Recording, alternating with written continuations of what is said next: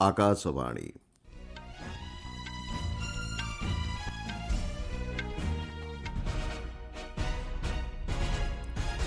ସମ୍ବାଦ ପଢ଼ୁଛନ୍ତି ମଳୟ ରଞ୍ଜନ ମିଶ୍ର। ସ୍ୱାମିତ୍ୱ ଯୋଜନାରେ 65 ଲକ୍ଷ ଗ୍ରାମବାସୀଙ୍କୁ ଆଜି ସମ୍ପତ୍ତି କାର୍ଡ ବଣ୍ଟନ କରିବେ ପ୍ରଧାନମନ୍ତ୍ରୀ। ସଂସଦର ବଜେଟ୍ ଅଧିବେଶନ ଆସନ୍ତା 31 ତାରିଖରୁ ଆରମ୍ଭ। ଓଡ଼ିଶାକୁ ଦୁଇଦିନିଆ ଗସ୍ତରେ ଆସିଥିବା ସିଙ୍ଗାପୁର ରାଷ୍ଟ୍ରପତି ଆଜି ରଘୁରାଜପୁର ଏବଂ କୋଣାର୍କ ମନ୍ଦିର କରିବେ ପରିଦର୍ଶନ। ଆଜିଠାରୁ ତିନିଦିନିଆ ବ୍ରସେଲ୍ସ ଗସ୍ତରେ ଯିବେ ବାଣିଜ୍ୟ ଓ ଶିଳ୍ପମନ୍ତ୍ରୀ ଏବଂ ଖୋଖୋ ବିଶ୍ୱକପ୍ ପ୍ରତିଯୋଗିତାର ସେମିଫାଇନାଲରେ ପ୍ରବେଶ କଲା ଭାରତ। ପ୍ରଧାନମନ୍ତ୍ରୀ ନରେନ୍ଦ୍ର ମୋଦି ଆଜି 65 ଲକ୍ଷରୁ ଅଧିକ ସମ୍ପତ୍ତି କାର୍ଡ ବଣ୍ଟନ କରିବେ। ଶ୍ରୀ ମୋଦି ଭିଡ଼ିଓ କନ୍ଫରେନ୍ସିଂ ମାଧ୍ୟମରେ ସ୍ୱାମିତ୍ୱ ଯୋଜନା ଅଧୀନରେ 10ଟି ରାଜ୍ୟ ଏବଂ 2ଟି କେନ୍ଦ୍ରଶାସିତ ଅଞ୍ଚଳର 230ଟି ଜିଲ୍ଲା ଅନ୍ତର୍ଗତ 50,000ରୁ ଅଧିକ ଗ୍ରାମର ସମ୍ପତ୍ତି ମାଲିକଙ୍କୁ ଏହି କାର୍ଡ ବଣ୍ଟନ କରିବେ। ଗ୍ରାମୀଣ ଭାରତର ଅର୍ଥନୈତିକ ପ୍ରଗତିକୁ ଆଗକୁ ନେବା ଲକ୍ଷ୍ୟରେ 2020 ମସିହାରେ ପ୍ରଧାନମନ୍ତ୍ରୀ ଏହି ସ୍ୱାମିତ୍ୱ ଯୋଜନାର ଶୁଭାରମ୍ଭ କରିଥିଲେ। ଅତ୍ୟାଧୁନିକ ଡ୍ରୋନ୍ ଜ୍ଞାନକୌଶଳ ମାଧ୍ୟମରେ ଗ୍ରାମଗୁଡ଼ିକର ଜନବସତି ଅଞ୍ଚଳରେ ଘର ଥିବା ପରିବାରଗୁଡ଼ିକୁ ଏହି ଯୋଜନା ଅଧୀନରେ ରେକର୍ଡ ଅଫ୍ ରାଇଟ୍ସ ପ୍ରଦାନ କରାଯାଇଥାଏ। ବର୍ତ୍ତମାନ 3,17,000ରୁ ଅଧିକ ଗ୍ରାମରେ ଡ୍ରୋନ୍ ସର୍ଭେ ଶେଷ ହୋଇଛି, ଯେଉଁଥିରେ 92% ଧାର୍ଯ୍ୟ ଲକ୍ଷ୍ୟ ଥିବା ଗ୍ରାମଗୁଡ଼ିକୁ ଅନ୍ତର୍ଭୁକ୍ତ କରାଯାଇଛି। ସେହିଭଳି 1.5 ଲକ୍ଷରୁ ଉର୍ଦ୍ଧ୍ୱ ଗ୍ରାମ ଲାଗି 2,25,00,000 ସମ୍ପତ୍ତି କାର୍ଡ ପ୍ରସ୍ତୁତ କରାଯାଇଛି। ପୁଡୁଚେରୀ, ଆଣ୍ଡାମାନ ନିକୋବର ଦ୍ୱୀପପୁଞ୍ଜ, ତ୍ରିପୁରା, ଗୋଆ, ଉତ୍ତରାଖଣ୍ଡ ଏବଂ ହରିୟାଣାରେ ଏହି ଯୋଜନା ସମ୍ପୂର୍ଣ୍ଣ ରୂପେ କାର୍ଯ୍ୟକାରୀ ହୋଇସାରିଛି। ତେବେ ମଧ୍ୟପ୍ରଦେଶ, ଉତ୍ତରପ୍ରଦେଶ ଏବଂ ଛତିଶଗଡ଼ ସମେତ ଅନ୍ୟ କେନ୍ଦ୍ରଶାସିତ ଅଞ୍ଚଳରେ ଡ୍ରୋନ୍ ସର୍ଭେ କାର୍ଯ୍ୟ ଇତିମଧ୍ୟରେ ଶେଷ ହୋଇଥିବା ଜଣାପଡ଼ିଛି। ସଂସଦର ବଜେଟ୍ ଅଧିବେଶନ ଆସନ୍ତା 31 ତାରିଖରୁ ଆରମ୍ଭ ହେବ। ଏପ୍ରିଲ 4 ତାରିଖ ପର୍ଯ୍ୟନ୍ତ ଅନୁଷ୍ଠିତ ହେବାକୁ ଥିବା ଏହି ଅଧିବେଶନ 2ଟି ପର୍ଯ୍ୟାୟରେ ବସିବ।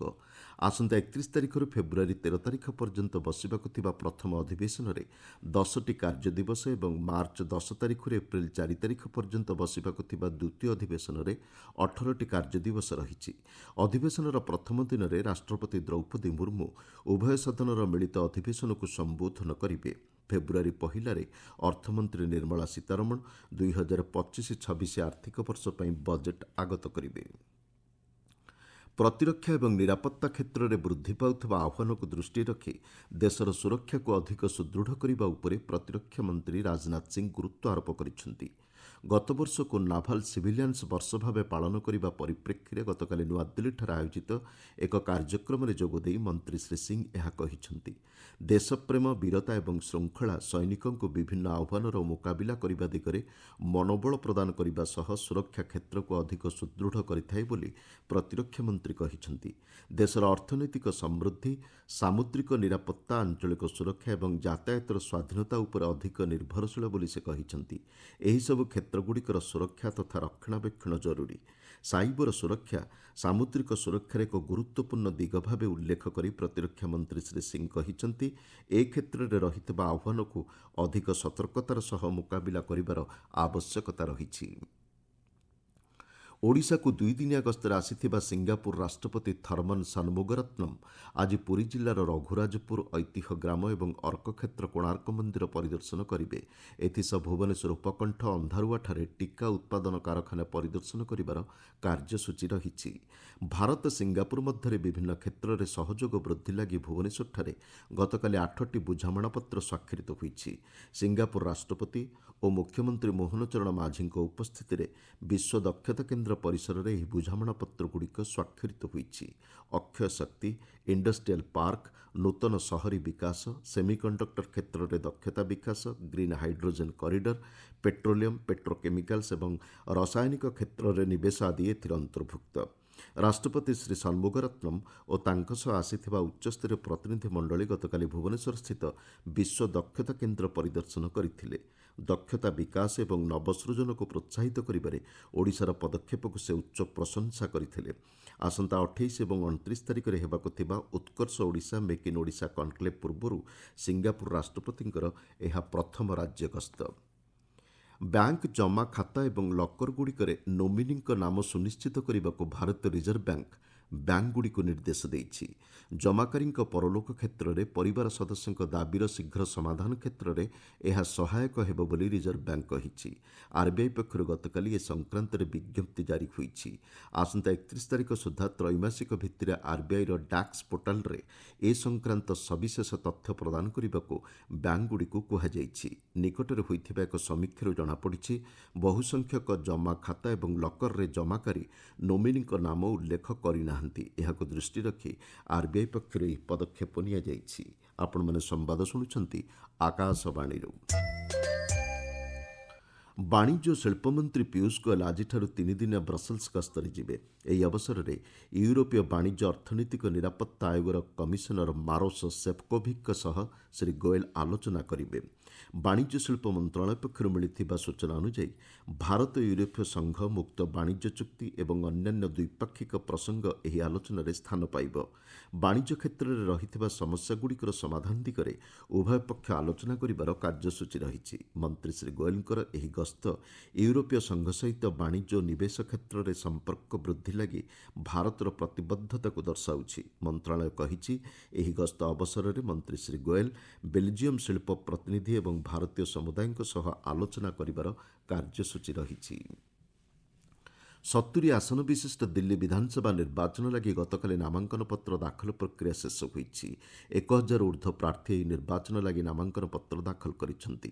ଶେଷ ଦିନରେ ଗତକାଲି ବିଜେପିର ଶିଖରାଜ ଏବଂ ନିରଜ ବସଇୟା ନିଜ ନାମାଙ୍କନପତ୍ର ଦାଖଲ କରିଥିବା ବେଳେ ଆମ୍ ଆଦମୀ ପାର୍ଟିର ଅୱଧ ଓଝା, ରାକ୍ଷୀ ବିଦଲାନ ଏବଂ ବନ୍ଦନା କୁମାରୀଙ୍କ ସମେତ ଅନ୍ୟ ଦଳର ପ୍ରାର୍ଥୀମାନେ ମନୋନୟନପତ୍ର ଦାଖଲ କରିଛନ୍ତି। ଚଳିତ ମାସ 10 ତାରିଖରୁ ଏହି ନାମାଙ୍କନପତ୍ର ଦାଖଲ ପ୍ରକ୍ରିୟା ଆରମ୍ଭ ହୋଇଥିଲା।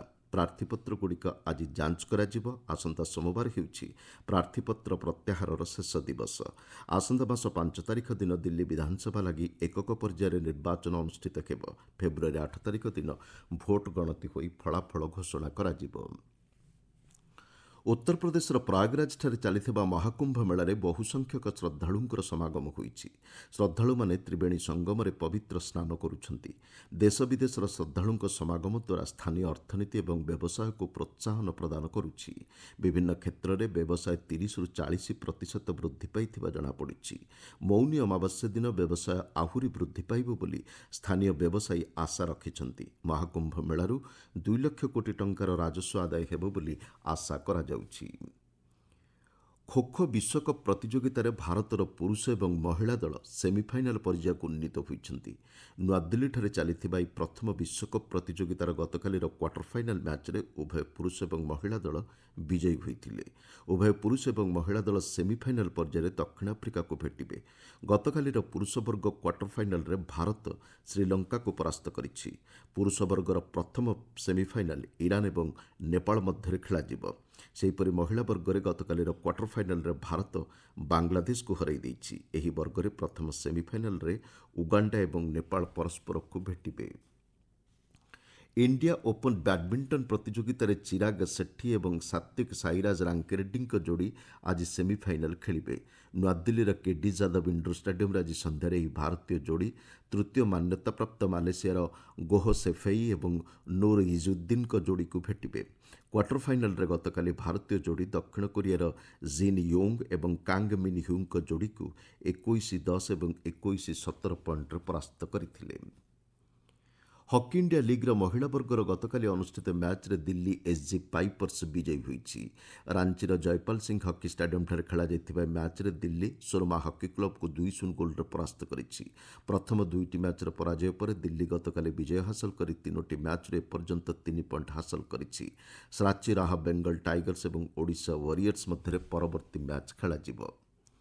ଆଇସିସି 19 ବର୍ଷରୁ କମ୍ ମହିଳା ଟି-20 ବିଶ୍ୱକପ୍ କ୍ରିକେଟ୍ ପ୍ରତିଯୋଗିତା ଆଜିଠାରୁ ମାଲେସିଆଠାରେ ଆରମ୍ଭ ହେଉଛି। ଏଥିରେ 16ଟି ଦଳ ଅଂଶଗ୍ରହଣ କରୁଛନ୍ତି।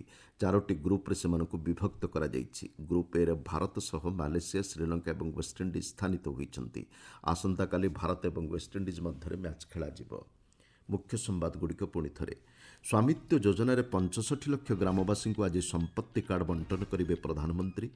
ସଂସଦର ବଜେଟ୍ ଅଧିବେଶନ ଆସନ୍ତା 31 ତାରିଖରୁ ଆରମ୍ଭ। ଓଡ଼ିଶାକୁ 2 ଦିନିଆ ଗସ୍ତରେ ଆସିଥିବା ସିଙ୍ଗାପୁର ରାଷ୍ଟ୍ରପତି ଆଜି ରଘୁରାଜପୁର ଏବଂ କୋଣାର୍କ ମନ୍ଦିର କରିବେ ପରିଦର୍ଶନ।